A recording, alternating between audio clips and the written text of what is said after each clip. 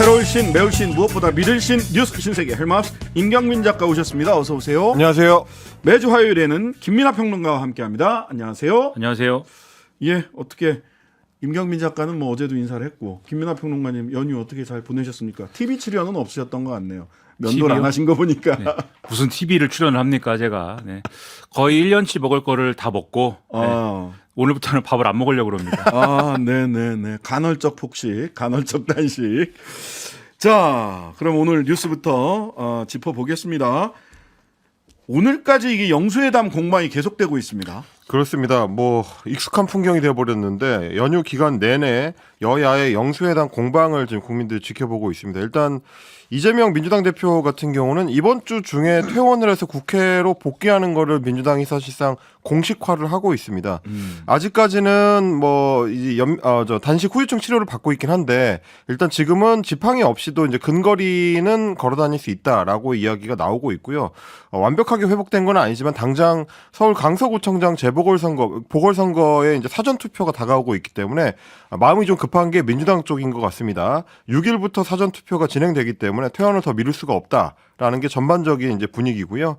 그래서 빠르면 내일, 늦어도 6일까지는 퇴원을 하고 강서구에서 현장 최고위원 회의를 이 대표가 주재를 할 것이다. 그러면서 민주당의 이제 진교훈 후보 지원에 본격적으로 나설 것이다라는 게 당내의 전망입니다.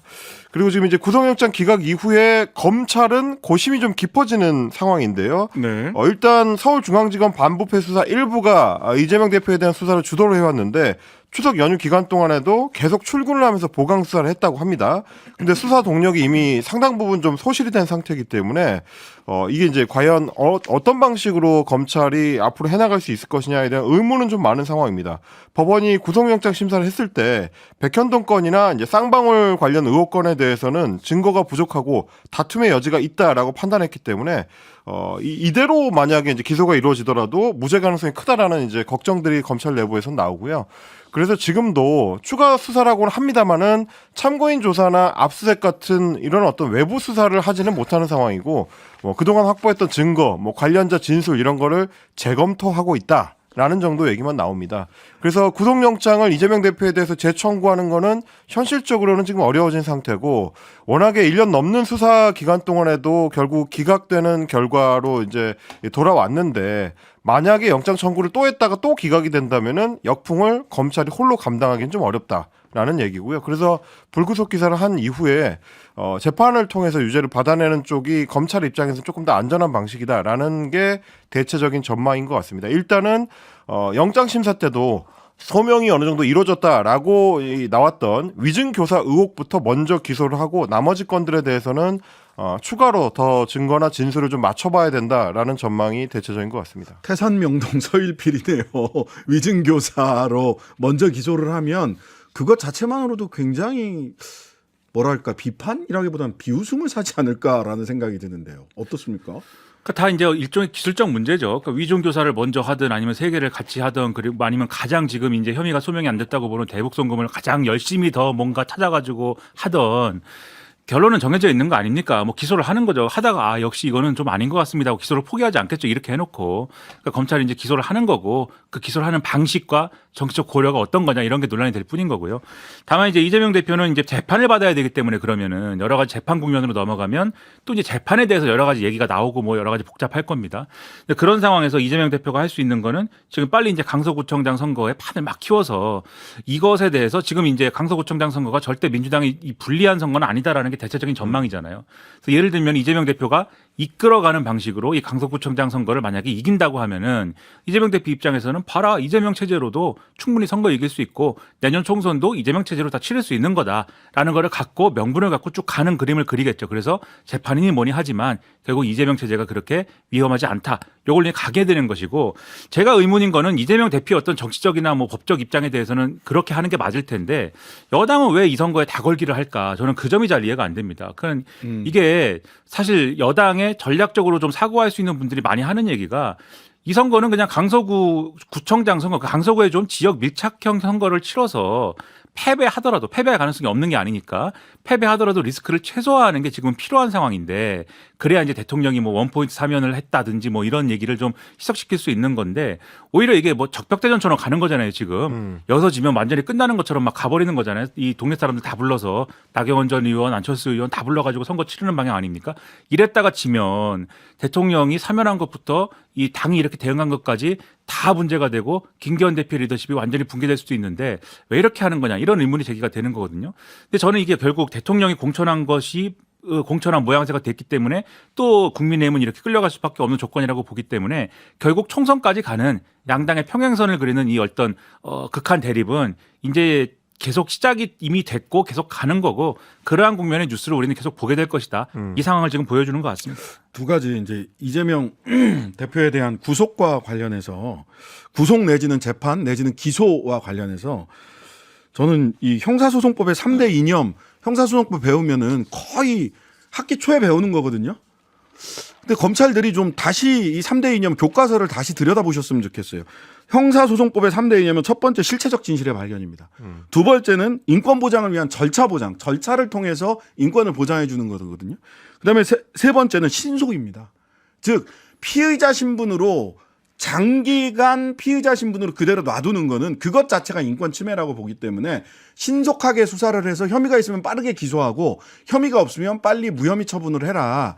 이게 형사소송법의 3대 이념입니다. 실체적 진실의 발견, 절차 보장, 신속한 수사, 그리고 신속한 재판. 근데 이 세 번째 3대 이념 중에서 도대체 뭘 검찰이 특히 신속한 수사라고 하는 부분에 대해서는 좀 교과서를 다시 보셨으면 좋겠어요. 언제까지 이거 대북송금은요. 제가 보니까 오늘 기사 나온 거 보니까 이화영 씨 재판 끝날 때까지 계속 늘어뜨리겠다라고 하는 전술로 보여요. 근데 이화영 씨 재판은 대북송금 사건은 뒤에 따라붙고 있고요. 원래 뇌물이에요. 법카 왜 썼냐. 쌍방울 법카. 이거거든요. 근데 여기에서 어떻게 이재명 대북송금으로 가는 증거를 수집을 하려고 하는 건지 그것도 의문스럽고요. 예. 그러니까 저는 이런 논란의 여지가 상당한 수사를 계속 진행을 검찰이 하고 있는 상황에서는 최소한 검찰이 그러면은 이것에 대한 어떤 중립성이라든가 어떤 정치적 접근이라든가 이런 것에 대한 비판을 명키 어렵다고 하면은 정권 차원에서라도 이런 비판을 끊을 수 있는 조건을 형성을 해야 되거든요. 제 생각에는. 예. 그러면 예를 들면 한동훈 법무부 장관이나 이런 사람들이 이런 분들이 좀 이걸 정치적으로 이용한다라는 어떤 그러한 인상을 주는 것을 최대한 배제를 하고 드라이하게 중립적으로 접근을 해야 되는 것이고 지금 영수회담 관련돼서도 여러 가지 얘기가 있는데 대통령은 극구 안 한다는 거잖아요. 이런 방식의 이재명 네, 대표를 네. 만나는 일정은 그게 왜 그러냐라는 거에 대해서 여러 번 얘기를 하지만 국회에서 한덕수 총리가 공식적으로 얘기를 한 바 있지 않습니까? 피의자이기 때문에 이 사보 처리가 될 인물이기 때문에 만나는 게 시그널이 될 수 있기 때문에 안 만나는 거다. 언페어하다 이렇게 표현을 네. 했어요. 한덕수 총리. 근데 저는 공정하지 않다는 거죠. 네, 그런 논리를 뒤집어 생각하면은 이렇게 극구 안 만나는 것은 그러면 어떤 시그널입니까? 검찰에 이거는 어떤 시그널을 주는 것이죠? 잡아넣으라는 시그널을 대통령이 주는 절대 거죠. 안 만난다는 거는 그러니까 이거는 수사는 수사고 야당 대표는 야당 대표대로 대접을 하면서 여기에 대해서 국회 협상을 요구하고 협치를 요구하고 이런 걸로 풀어야지 이렇게 수사를 가지고 수사가 정치의 중심이 있다라는 비판을 왜 일부러 마치 촉발하는 듯한 그러한 통치를 하느냐 여기에 대해서 상당한 우려가 된다는 겁니다. 네. 예, 두 분 말씀하셨던 대로 사실 이제 영수회담 관련해서도 지금 이제 대치가 좀 길어지고 있는데요. 일단 윤 대통령하고 여야 영수회담을 하자라는 이재명 대표의 제안에 대해서 여당 쪽에서는 왜 대통령이 얘기하냐? 우리랑 먼저 얘기하자라는 입장을 거듭 밝히고 있습니다. 윤재욱 원내대표 같은 경우는 오늘 아침에 이제 최고위원 회의에서 본인의 정치적 위상을 회복하려는 정략적 의도가 깔려 있다. 야당 지도부의 파트너는 여당 지도부지 대통령이 아니다. 이렇게 선을 그었고요. 김기현 대표 역시 마찬가지로 연목 구호다. 엉뚱한 데서 지금 길을 찾고 있다라는 비판을 하고 있습니다.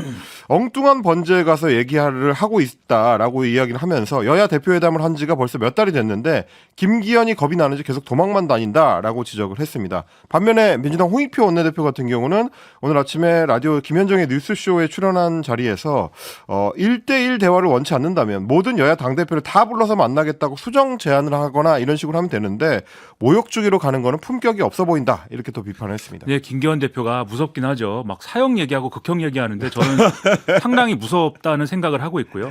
근데 다 만나면 되지 않습니까? 지금 홍익표 원내대표가 이제 합리적인 얘기를 한 건데 대통령실에서 다 만나면 되잖아요. 대통령도 있고 여당 대표도 있고 야당 대표들도 있고 각 당의 대표들 다 모여가지고 그 지금 국정 상황이 이렇다. 이 협조를 좀 요구하겠다 이런 얘기한 거 뭐 한두 번 있었던 일입니까? 대통령이 다 그런 거 했었잖아요. 그걸 왜 그것도 못 하는지가 잘 이해가 안 됩니다. 저는 이 대통령이 어떤 말을 했었는지를 잘 되짚어 보면 한 1년쯤 전인가요? 벌써 시기도 약간 헷갈리는데 여야 대표와 원내대표를 다 같이 만나자라고 했을 때 대통령이 뭐라고 얘기를 했냐면 당이 비대위 상태이기 때문에 이 상황이 해소되면 그때 만나는 게 좋겠다. 이 상황이 해소된 다음에 이야기하겠다. 이렇게 얘기를 하셨거든요. 지금 국민의힘 비대위입니까? 지금 김기현 대표인데 물론 이제 오늘은 김기현 대표지만 내일은 어떨지 모르지만 어쨌든 그 김기현 얘기인가요? 대표죠. 네. 오늘 약속 잡았다가 11일 날 강서구청장 선거 끝나고 나면은 어떻게 될지 모른다. 뭐 그걸 걱정하시는 건가 모르겠다. 그리고 추석 때는 우리 그 장인 장모 또 시아버지 시어머니 이렇게 다 뵙고 하는데 이미 수감돼 계시는 장모님은 대통령께서 안 만나시나. 명절인데 한번 찾아뵙고 인사는 드렸어야 되는 게 아닌가라는 이게 생각이 들기도 하고요. 괜히 이런저런 얘기 나오기 때문에 만나는 게 좋고 초반에 대통령이 한 얘기 중에서는 돼지갈비나 한번 먹자 이것도 있었어요. 돼지갈비에 김치찌개 먹자. 예. 그거라도 해주셨으면 좋겠다라는 생각이 듭니다. 네.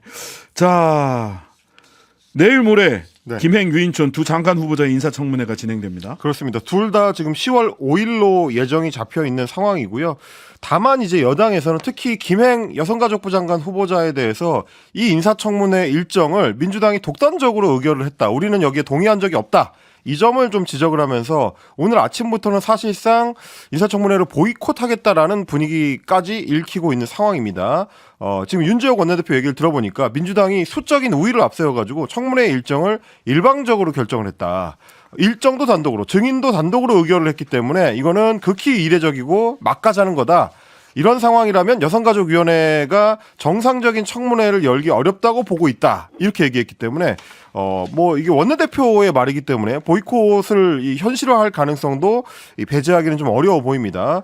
결국에 이렇게 하는 이유가 뭐냐? 배경을 좀 취재해 봤더니 이게 여당이 보이콧을 하면 김행 후보자 입장에서도 그러면 어차피 이 인사청문회는 파행이기 때문에 나는 출석 안 할 수도 있지 않느냐. 일종의 알리바이를 제공하기 위한 것이 아니냐라는 관측도 나오고 있는데요. 왜냐하면 지난번에 이제 8월에 잼버리 사태가 벌어진 이후에 이 책임이 있는 여성가족부 장관에 대해서 책임을 묻는 여성가족위원회의 이제 전체 회의가 열렸을 때 그때도 여당에서 사실상 보이콧을 하면서 파행이 됐고 여성가족부 장관도 참석을 안 한 적이 있습니다. 혹시 비슷한 전략 아니냐 이런 얘기가 나옵니다. 아니 근데 저는 분명히 그 뉴스에서 처음에 국민의힘이 6일 날 해야 된다. 5일 날 해야 된다. 처음에 민주당은 민주당은 6일 날 해야 된다. 그러다가 5일 날 그럼 민주당이 그럼 5일 날 하자라고 했더니 그러면은 하겠다.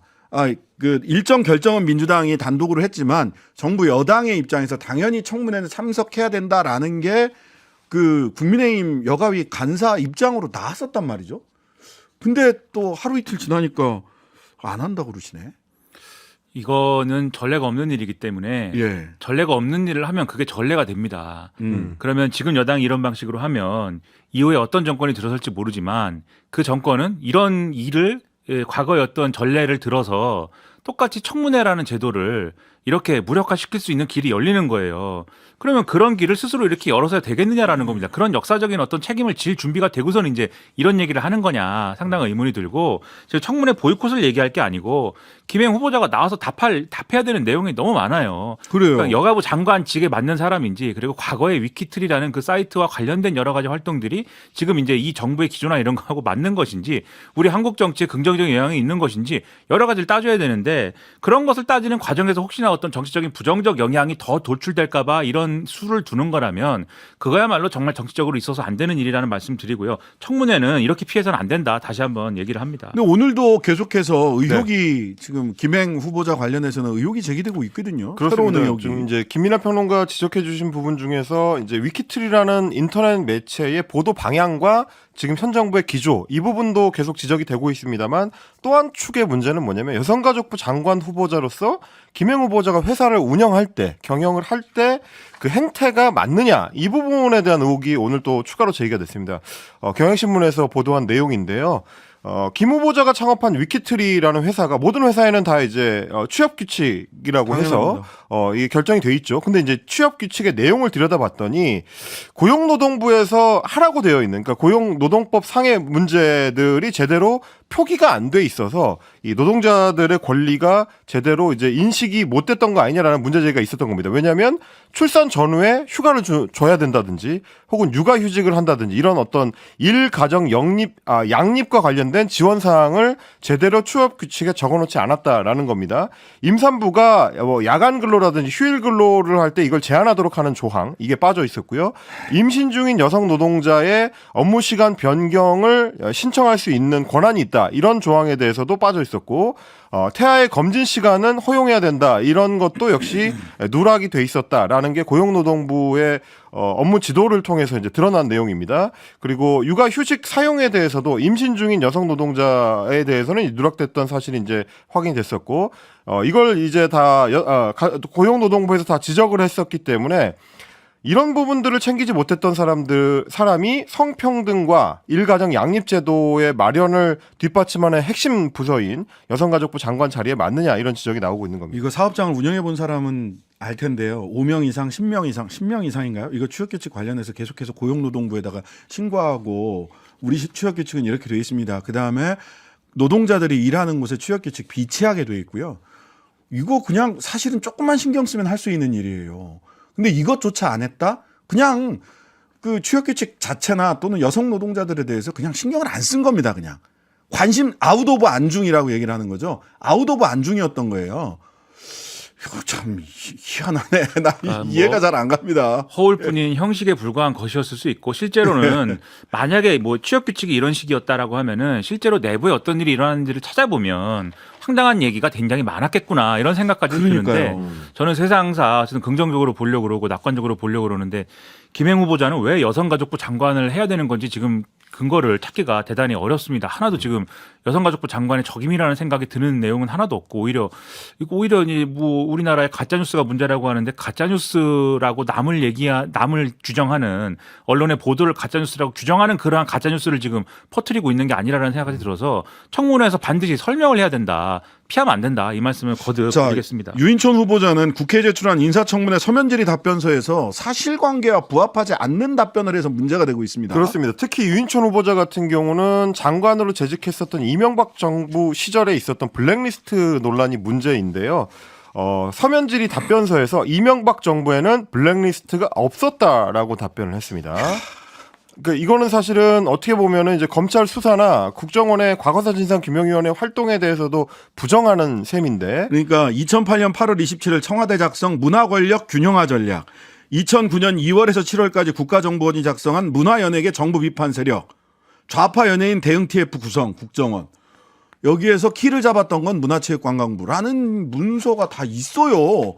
근데 왜 없다고 그래요? 이건 뭐 문서가 아니라 뭡니까? 이렇게 몰아붙이면 난 몰랐다라고 하겠죠. 그런 거 아니겠습니까? 그건 이동관 방통위원장한테 배운 수법인가요? 뭐 정해진 답변 아니겠습니까? 이게 결국 몰아붙이면. 아니 이건 자료가 워낙 많아서 백서로 지금 나와 있거든요. 백서로.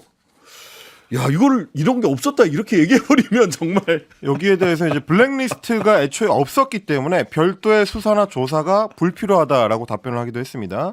그리고 또 한 가지 좀 논란이 되는 게, 문체부 장관으로 재직하던 당시에 산하 기관장들에 대해서 이 사퇴를 종용했던 논란, 이것도 일종의 이제 블랙리스트 논란이거든요. 여기에 대해서는 내가 일괄 사퇴를 종용한 바가 없다라고 강조를 했습니다.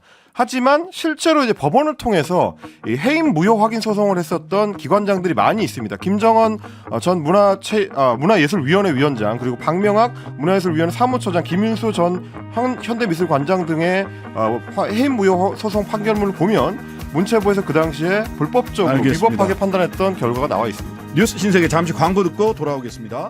신장식의 뉴스 아이킥 헬마우스 임경민 작가, 김민하 평론가, 뉴스 신세계 이어가겠습니다. 자, 가짜 뉴스, 여론 조작. 오늘 박성중 국민의힘 의원이 다음 포털이 중국 여론 조작 세력에게 점령당했다. 네. 뭐 이런 취지의 이야기를 하셨네요. 우리 이제 청취자분들 중에서는 이게 무슨 얘기냐 싶은 분들이 많으실 것 같아서 먼저 좀 설명을 해드리자면 지난 10월 1일에 진행됐었던 우리나라하고 이제 중국과의 축구 경기가 있었습니다. 그때 포털 사이트 다음에서는 클릭 응원, 댓글 응원이라고 해가지고 이제 인터넷으로 접속하시는 사람들 중에서는 클릭을 통해서 혹은 댓글을 통해서 어느 편을 응원한다라는 의견 표시를 할 수가 있거든요. 근데 클릭 응원을 봤더니 2천만 건 이상의 응원, 그러니까 91% 이상이 중국을 응원한다라고 순간적으로 이제 표시되는 사례가 확인이 됐고, 정작 한국에 대한 응원은 10% 안팎밖에 안 됐기 때문에 이거는 뭔가 문제가 있는 거 아니냐라는 지적을 지금 국민의힘 박성중 의원이 하고 나온 겁니다. 네네. 원래 이제 인터넷 커뮤니티에서부터 문제가 되기 시작했던 건데 이걸 지금 국민의힘 쪽에서 굉장히 좀 강한 어조로 들고 나온 거고요. 네. 이 박성중 의원 같은 경우는 심지어 특정 세력의 인위적인 개입을 거론하고 있습니다. 뭐라고 이야기했는지 주장을 직접 들어보시겠습니다. 우리나라 보트를 자평양 세력들과 중국의 특정 세력들이 개입하는 것이 일부 드러난 것이라 할 수 있습니다. 이것은 다음 카카오만의 문제가 아닙니다. 민주당이 그동안 자행한 후안무치약 여론조작 드루킹 사건처럼 이번 강서구청장 선거도 안심할 수가 없는 상황입니다. 특정 1% 사람들이 보수 진영화를 저열하게 공격하고 있습니다. 드루킹 시즌2가 기후만이 아닐 것입니다. 그러니까 이제 포털에 댓글 응원을 조작해가지고 중국을 추종하는 세력들이 여론 조작을 시도한다라는 얘기인데 여기에 대해서 대통령실에서도 여기 동의한다는 입장을 밝혔습니다. 대통령실 관계자 얘기를 들어보니까 기자들한테 이렇게 얘기했는데요. 그런 우려에 타당성이 있다고 생각한다. 우리 국민들께서 혹시 여론이 왜곡되는 상황이 아닌가 우려를 하고 있는 것으로 알고 있다. 이렇게 답변을 했기 때문에 우리 정부와 우리 여당에서 공식적으로 이런 여론 조작이 있다라는 의심을 하고 있다고 보겠습니다. 그러니까 이 말은 한국과 중국 축구에서 대한민국 내의 좌편향 세력, 나름 좌편향 세력으로 지목되신 우리 김민하 평론가님, 그다음에 중국 옹호 세력이 중국을 응원했다 이 얘기잖아요. 근데 얘기를 다 들어도 무슨 얘기인지 모르겠어요. 어떤 말씀인지 제가 이해력이 부족해가지고 무슨 얘기인지 모르겠는데, 그러니까 일단 좌편향 세력이 중국을 축구를 다른 것도 아니지 않습니까? 축구 경기를 하는데 한국에 있는 좌편향 세력이 중국을 응원하는지는 잘 모르겠고요. 그리고 중국을 응원한 대한민국 뭐 이 IP가 무슨 조작 세력이라고 하면은 다른 거 조작하느라 바쁠 텐데 왜 굳이 축구 응원을 조작을 합니까? 거기에 응원을 다 다음에서 목적이 뭐예요? 목적이 네, 박성중 의원이 생각하는 응원을 많이 하면 뭐 그 축구 점수가 올라가나요? 뭐 응원 뭐 10만 개당 1점 이렇게 올라가나요? 뭐 그것도 아닐 것이고. 그리고 드루킹 시즌 2라는 거는 무슨 뜻이죠? 드루킹은 중국인인가요? 그러니까 이게 하나도 무슨 얘기인지 모르겠고, 강서구청장 선거는 여기서 왜 나오는가 잘 모르겠습니다. 그리고 이제 다음 포털을 얘기했지만 네이버 포털에 가보면은 물론 거기도 이제 뭐 민주당을 지지하시는 분들의 댓글도 많이 있지만 가끔 보면 저는 이해할 수 없는 이 댓글들이 많이 있거든요. 무슨 기사가 올라와도 문재인 정권 얘기하고 무슨 기사가 올라와도 이재명 대표 얘기하는 댓글도 많이 있는데 그런 거는 왜곡이 아닌 것인가. 그러니까 저는 이런 얘기를 하는데 대통령실이 거기에 대해서 잘했다는 식의 뭐 이런 추임새를 넣는 것도 이해가 안 되고, 저는 지금 대한민국에 제가 살고 있는 게 맞는가 여러 의문이 있습니다. 그냥 다음은 그 로그인 안 하고 중복 추천이 가능하기 때문에 야 이쪽 좀 잘해봐라, 내지는 우리 쪽이 잘못하면 상대방을 응원하는 방식으로 그냥 그렇게 하는 거예요. 그냥 방식의 기술적인 문제일 뿐인데. 그리고 이건 인터넷 커뮤니티에 이런 식의 장난스러운 인증을 하기 위한 문화하고 연결이 돼 있기 때문에 이것도 좀 같이 살펴볼 필요가 있습니다. 자, 뉴스 신세계 헬마우스 임경민 작가, 김민하 평론가 두 분과 함께했습니다. 감사합니다. 고맙습니다. 하루 종일 기다려지는 진짜 시사. 평일 저녁 6시 5분 신장식의 뉴스 하이킥.